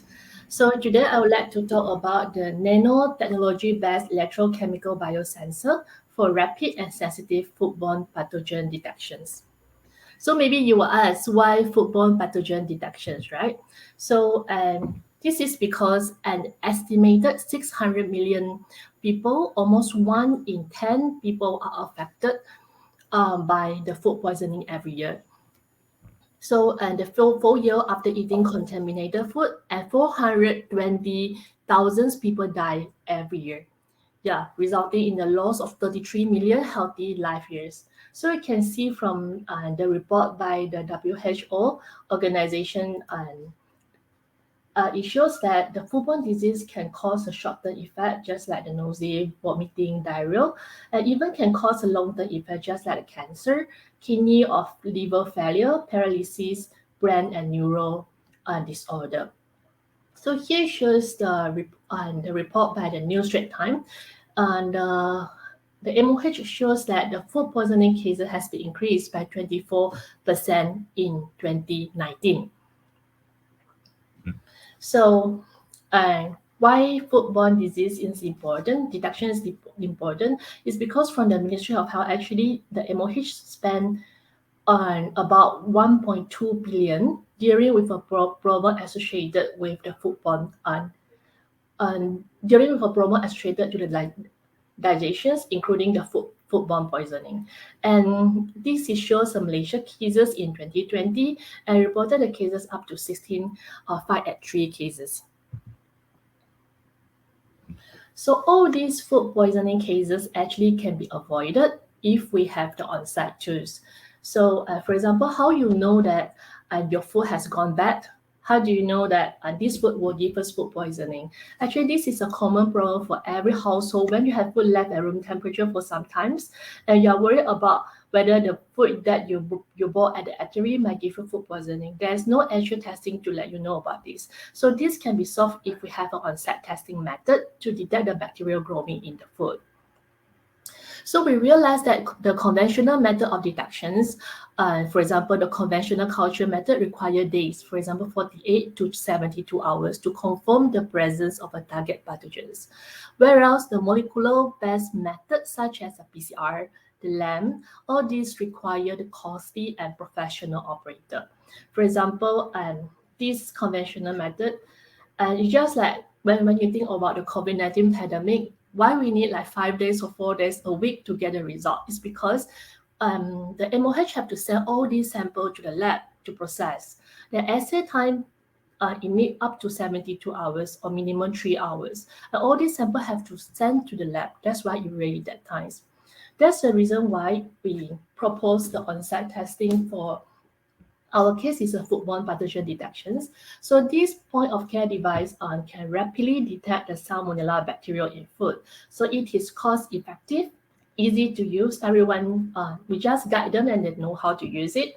Portable, you can bring it everywhere with you. It has an immediate readout, high sensitivity, it can go up to 10 CFU per ml, and excellent selectivity. So it can target the Salmonella, Typhimurium, and other species as well. So how to use it? Actually, it's very simple. Once you have the food sample, you just need to blend it, and then you take one drop of it, draw onto the carbon sensor strip, and then you can insert into the reader and get the current or the results. So besides the foodborne pathogen like food quality monitoring, just for a general knowledge, actually the biosensor can be used in various kind of applications. It's just like a soil quality monitoring to check the presence of the contaminants, environmental monitoring, disease detection. It's just like now we have an on-site like the portable testing kit for the COVID-19, water monitoring or to check the presence of a toxicant, drug discovery, or to check the antibodies. It just presented by Prof. Jeff during the conference yesterday. Pathogen discovery, or even like the cancer biomarker detections. So actually biosensor can be classified into different categories. First is optical. Actually, optical biosensor was presented by the first presenter, Mr. Wong. So he presented on the optical biosensor. So it can include like the surface plasma resonance, fluorescence biosensor, chemiluminescence biosensor. For our case and also Dr. Ibrahim, we are working on the electrochemical biosensor. So electrochemical biosensor actually include like the apeirometric, where you measure the current. So for example, the current glucose sensor that we use is an apeirometric biosensor. So the potential metric biosensor is just like the pH meter that we use it in our lab, so it measures the potential.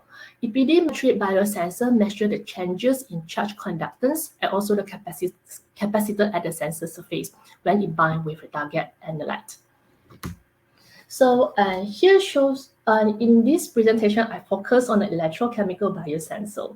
So for electrochemical biosensor, actually you need to deposit a sensitive nanomaterials or any kind of a conductive material onto the working electrode. For example, you can deposit the carbon nanotubes, the graphene, the reduced graphene oxide, or even other kind of nanomaterials, just like the nanopores, mesoporous nanoparticle that presented by our keynote speaker this morning, magnetic nanoparticles, up conversion nanoparticle. Here are some of nanoparticle that you can use it for the biosensor applications. Then you can further functionalize it to link with, like for example, you have a biorecognizer, and then you can target the analyte that you would like to test on. For example, the bacterial, the cancer cells that presented by Mr. Wong just now, and also the viruses for the COVID-19. This is some of the examples. So after identifying the transducers, and then you can proceed to the bioreceptor. So bioreceptor is, for example, the antibodies, enzyme, aptamer, even the hormone. It can specific target to the analyte that you would like to target on. For example, the pathogens, the heavy metals, the pesticide, and explosive. Sometimes you just need the linker to link them up. So the output will be the current, potential, and also resistance. So all these electrochemical biosensors can be classified into different types based on the output, the electrochemical parameter that you would like to measure. Yeah, so in our case, out of all these nanomaterials, we choose graphene. This is because of their large surface to volume ratio and high signal to noise ratio. And then their excellent electrical conductivity, electrochemical properties. And they also endow with both holes and pi electron as charge carrier, high charge mobility at room temperature with tunable conductance, and even age and defect on graphene give higher electron transfer rate. However, despite good progress in developing a graphene-based electrochemical biosensor for the detections of foodborne pathogens, actually we face several challenges during the fabrication process. This is because of like the pure graphene. Yeah, include the poor electrocatalytic properties and slow heterogeneous electron transfer on the surface of the pure graphene. So it gives us a low sensitivity and also high detection limit. And the pure graphene tend to aggregate in water, so it decreases the active surface area, also limit the immobilization of the biolinker, hinder the regeneration of a redox species. Another one is the presence of a laser oxygen-bearing group on the surface of a graphene made the immobilization process more challenges. And you all know that the enzyme, antibodies, or aptamer that we use is quite costly and also vulnerable to a pH temperature and toxic chemical. So it will cause the instability of an electrode in terms of the storage. And the slow response time during the analysis has lowered the sensitivity of an electrode for the real applications. So how to overcome all these challenges? That's how we introduce the graphene nanocomposite.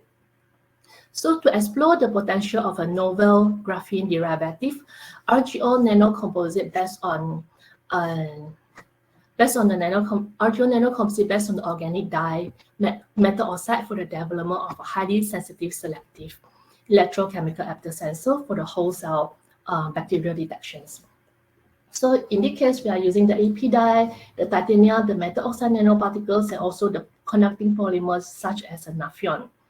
So here show the methodology. If you would like to develop a biosensor, first is to choose the best nanocomposite materials, which is conductive, and then you can further optimize the parameter, such as the concentration, if a reduced graphene oxide, then the reduction time and conductivity, and then further characterize it using the image EM, FTIR, Raman, SRD.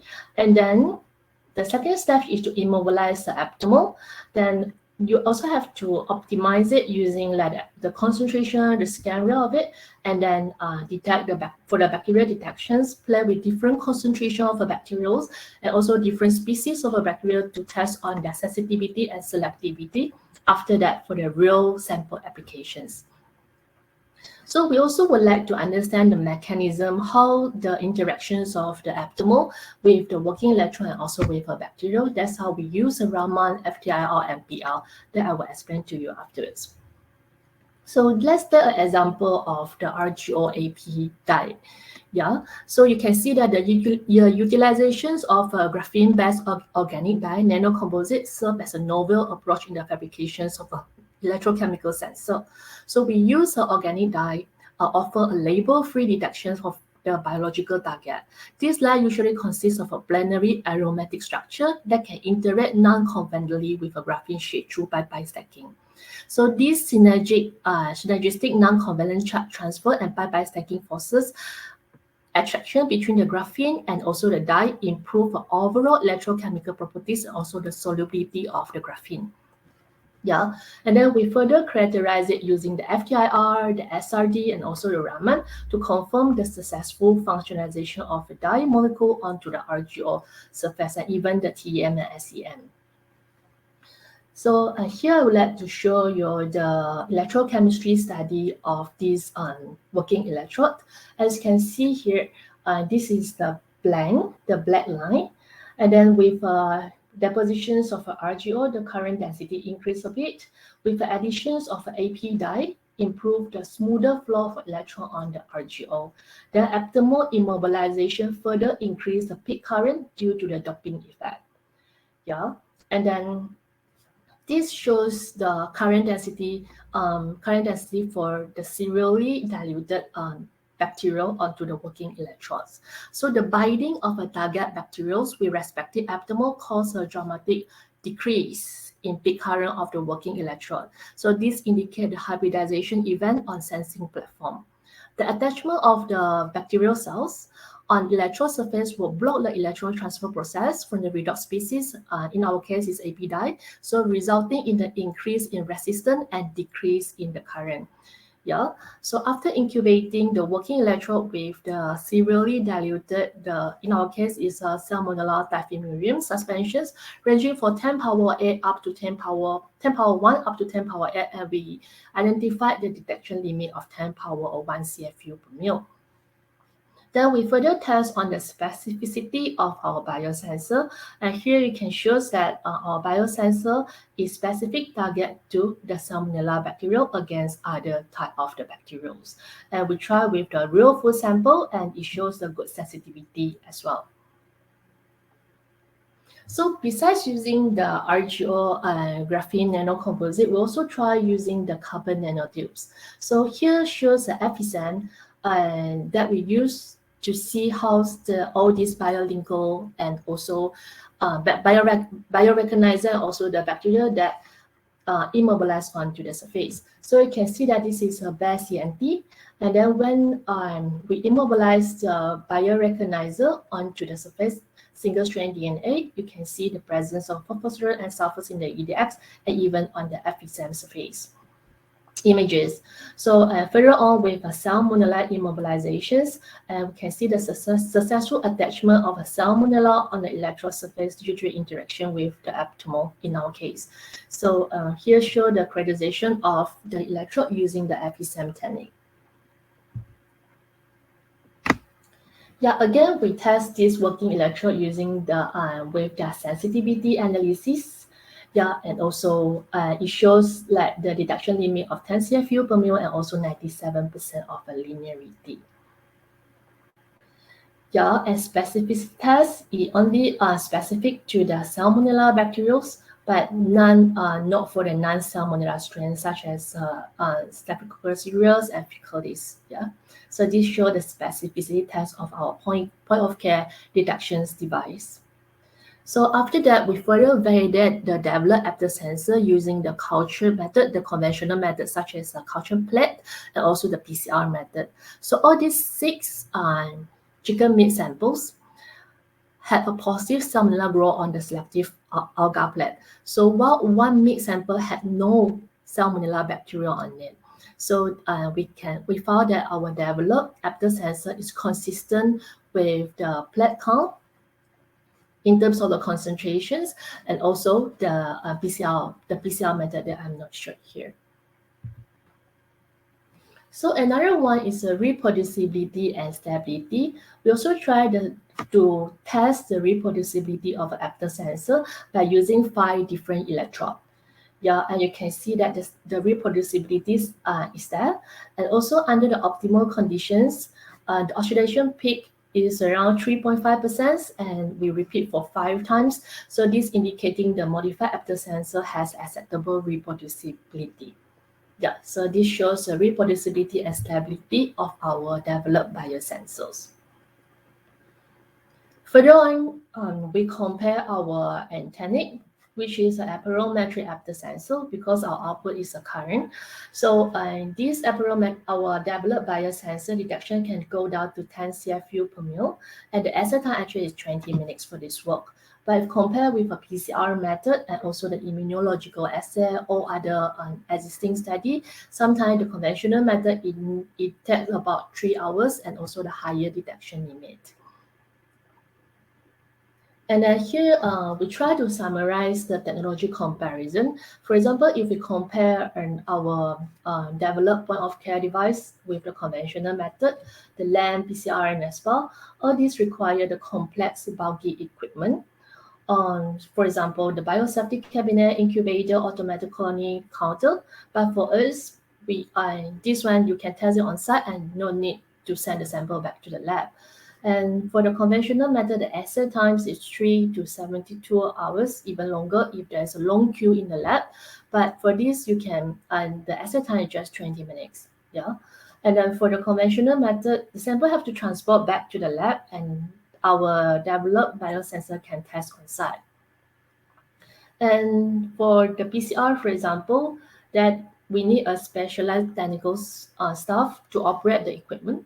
And then for this one, if I guide you and you know how to use it. Yeah, so this summarizes the advantages of using the Oxide tools. And the last one is bacterial detection. So we would like to know that we would like to understand the mechanism how this aptamer interact with the bacterial cells on the surface of the, in our case, RGO nanocomposite. So here you can see that the conformation change between the aptamer and also the bacterial cell cause a decrease in adsorptions of aptamer on RGO surface, so resulting in the change in the charge transfers. So when the bacterial cell attach onto the sensing electrode surface, it will block the electron transfer process from the redox molecule due to the steric hindrance created by the bulky negative charge of the bacterial cells, leading to an increase in electron transfer resistance and contribute to the lower oxidation peak currents. Yeah. So here also due to the natural properties of a bacterial cell membrane, which is about 0.5, 1.3 micro FCM per square, and membrane resistance contribute to the steric hindrance effect. So actually we study this bacterial detection mechanism using the Raman photoluminescence PL and also the FTIR. Some of it already discussed by Dr. Ibrahim just now in quite detail, so I won't go into detail about the mechanism. But if you would like to know more, then we can discuss further. Actually, all the presentation that I presented just now are shown in our research publications, some of it. Yeah, this is our research publications. And here are some of the achievements we would like to thank, like the government funding, also the UN funding for these projects. And also we started collaborate with the industry and also win some of the award in some of the expo competitions and published the paper and also a patent on this. So before I end my presentations, I would like to thank the advisor, supervisor, and collaborator of this project, especially to the Prof. Rafi, Prof. Wan Jeff, and Prof. Fatima, Prof. Tong, and also our collaborator in Taiwan, Prof. Zhang. And our research assistant and students for the device development and food sample testing, for Dr. Suba, Dr. Adam, Julian, and also Dr. Shaini and Dr. Tiru for this project. So that's all for my presentation, but if you have any questions, feel free to ask. Yeah, thank you. Okay, thank you, Dr. Liu Beifens, for the excellent talks by addressing some real-life cases and tackle all the issues throughout the research project. Okay, now let us open the floor for any questions. Okay, one question from Dr. Ibrahim. Okay, the first question from Dr. Ibrahim is, okay, in which part of Salmonella you decide aptamer is specific for second. Yeah. So that's the question, right? Yeah. Actually, for the aptamer, we specifically target to the surface protein. So surface protein S and O on the bacterial surface. Yeah. So the second question is, what is the most critical challenge of biosensors is to differentiate live and dead bacteria? Do you consider it in your study? Yeah, for this we need to do the culture method, and then we can detect it. So for example, this is a very good question, and we also think about the live and also the dead. Yeah, and for our biosensor, we can quantify and also the qualitative, but for the live and dead, we are still in the way to figure out about it. Yeah. Okay, thank you for the answer. Hello, Assalamualaikum. Good Hi. morning.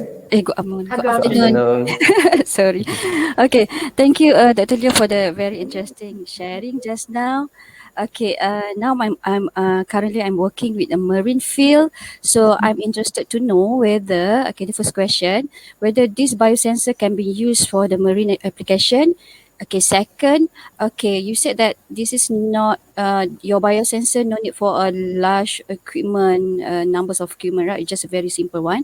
So is it available in a patch form, which maybe we can patch it somewhere, then we can get the signal from somewhere, some sort like that. Okay, so I think that's only my question. And then I know that you are doing in a food sensing, right? Food area. Yeah. Why I ask this question, because I have experience doing a research that you said lemon is one of food, right? For the antifouling material, which is most of the bacteria in food also it may also occur in marine field, and it may later affect the marine growth on the ship hull, and also it will also lead to the corrosion later on. So I think from my point of view, maybe this biosensor can be used for the marine field, but I don't know what. Maybe you can comment on that one. All right, thank you. That's all. Yeah, thank you for the excellent questions. I think the first one is for the marine applications. Yeah, it can be used for any applications as long as we know what is the analyte that you are looking for. Yeah, as I know what is analyte, then I can that, like for example, I can work on my platform, the current platform that I have now, and then to develop the biorecognizer, then can target onto the analyte that you are looking for, the target species that you would like to target on. So this is the first question.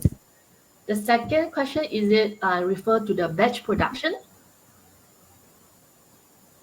Is like if for the large production, yes, we can develop in like for the pilot plant scale. It can be. I'm not sure whether I answer your questions. Yeah, but Yes. yeah, if you have further questions, maybe you can email me or even contact me. Yeah, after the presentation, and we can discuss further. Thank you. Okay, thank you for all the questions from audience. So now I would like to make an announcement for the best presenter for these sessions. Okay, I'm very honored to announce the best presenters for these sessions, Nano-sensors, Nanosafety. It goes to Mr. Won Zhengwei. Congratulations, Mr. Won Zhengwei. Okay. So Hey, thank you. okay, congrats, Zhengwei. Okay, before we end the sessions, okay, I would like all participants to turn on the cameras for a photo sessions.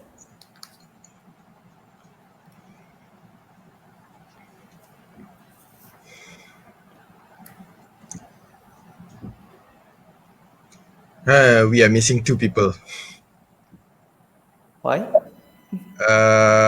Madam Suzaimi and okay, Sarah is here.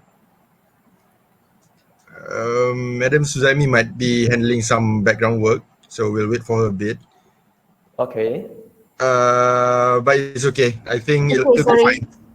Wait, I will turn on my camera.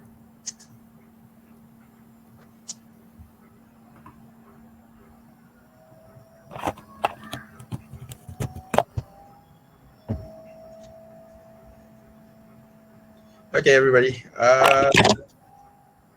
All right. Thank you. So one last smile. 1, 2, 3. All right. Thank you very much, everyone. Thank you. Okay. Now we reach at the end of these sessions. Thank you for your participations. So you are invited to join the rest of the events. Okay. Hope to see you all again. Thank you, everyone. Bye bye. Thank you all. Thank you so Bye. much. Bye.